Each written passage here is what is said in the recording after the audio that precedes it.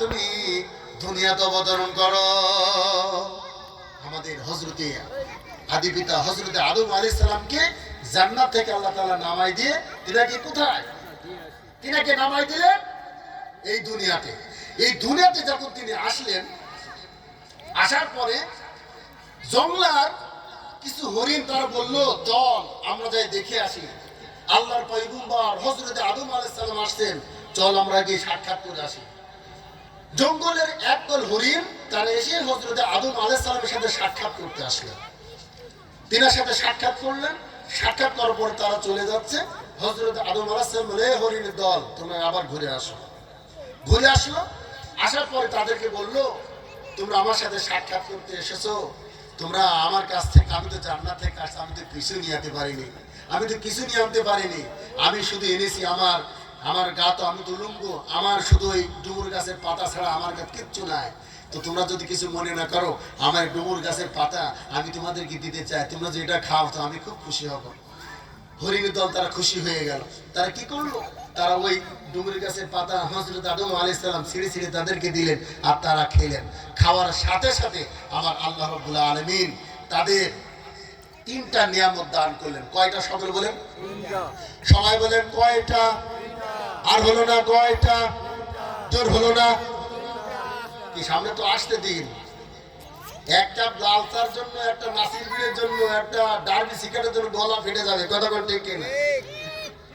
এই তিনটা নিয়ামত তাদেরকে দান করলেন। কি কি নিয়ামত? এক নম্বর হলো পাতা খাওয়ার সাথে সাথে হরিণের চেহারা সুন্দর হয়ে গেল, মায়াবী হয়ে গেল। দুই নাম্বার, তাদের নাভির নিচে কস্তুরীর জন্ম হলো। তিন নাম্বার হচ্ছে কস্তুরীর ভিতরে আল্লাহ সুবিরান বৃদ্ধি করে দিলেন। বলে সুবহানাল্লাহ। এবার এর যখন পরিবর্তন ঘটলো, এরা তখন কোথায় গেল? এরা তখন ওই জঙ্গলে যখন চলে গেল, জঙ্গলে চলে গেল। জঙ্গলে যাওয়ার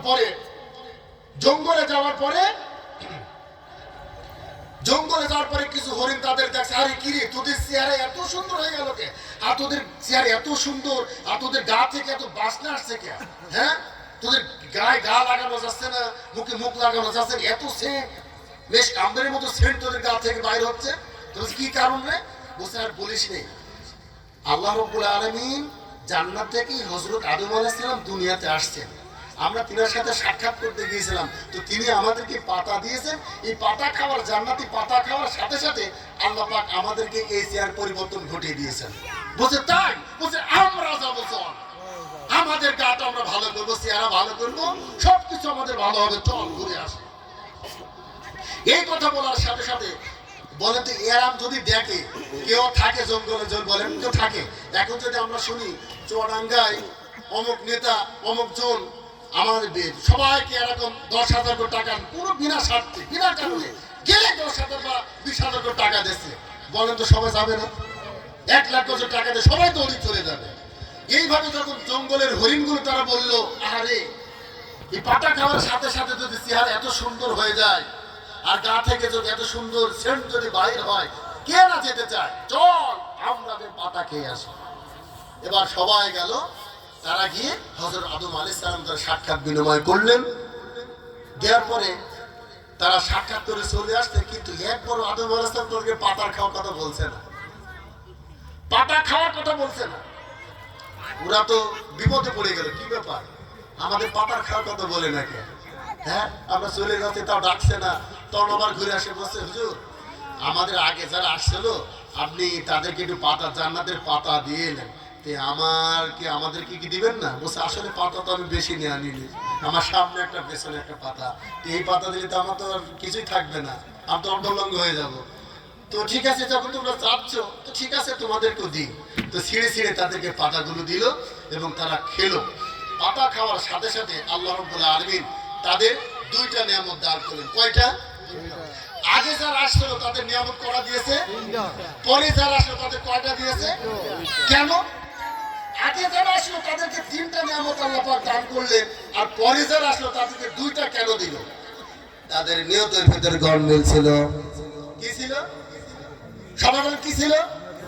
নিয়তের ভিতর গড়মিল ছিল। নিয়তের ভিতর গড়মিল থাকার কারণে তাদের এই অবস্থা। তারা বললো, ভাই আমাদের এমন হলো কেন? আমাদের গায়ে চেহারা ভালো হয়ে গেল, কিন্তু আমাদের গা থেকে তো বাসনা আসে না। আমাদের এমন হলো কে? আমার আল্লাহ রাব্বুল আলামিন বললেন, বান্দারা ও জঙ্গলের হরিণ, তোমরা শুনে রাখো, শুনে রাখো।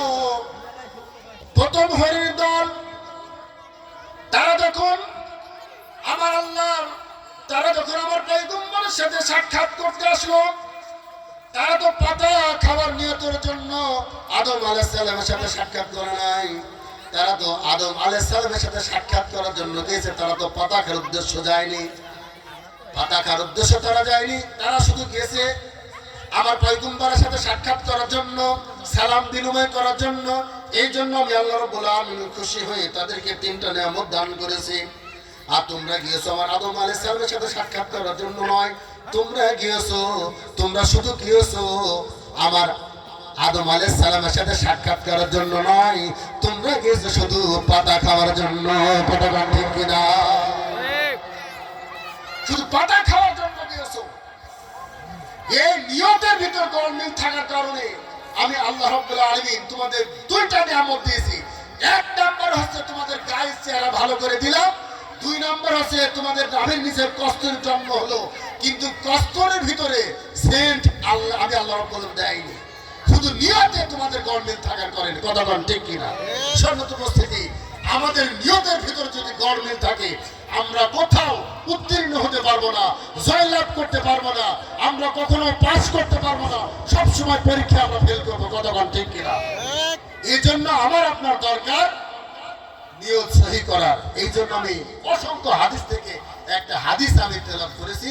আল্লাহ রাসূল বললেন, ওয়াকাল রাসূলুল্লাহ সাল্লাল্লাহু আলাইহি সাল্লাম, ইন্নামাল আমালু বিন্নিয়াত, আও কামা ক্বালা আলাইহিস সালাতু ওয়াস সালাম।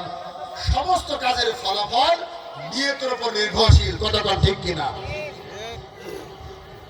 নারে তাকবীর, লিল্লাহি তাকবীর। প্রধান বক্তার আগমন, শুভেচ্ছার স্বাগত। নারে তাকবীর। সামনে উপস্থিতি। তাহলে আমাদেরকে কি নিয়তের ভিতর গরমিল রাখা যাবে না। কোন হুজুর ওয়াজ করবে, কে ওয়াজ করবে, এদিকে আমাদের নাই। আমাদের কথা হলো সে তো কোরআন হাদিস থেকে আলোচনা করবে। কথা বল ঠিক কিনা? এই আলোচনাগুলো শুনে আমাদের সামনে অগ্রসর হতে হবে। আল্লাহ রাব্বুল আলামিন যেন আমাদের যুগ উপযোগী, আমরা যেন আল্লাহ তাআলা যেন আমাদের সেই নিয়ত আমাদেরকে কবুল করেন, এবং আমরা যে মুখ থেকে আমরা মাগরিবের পর থেকে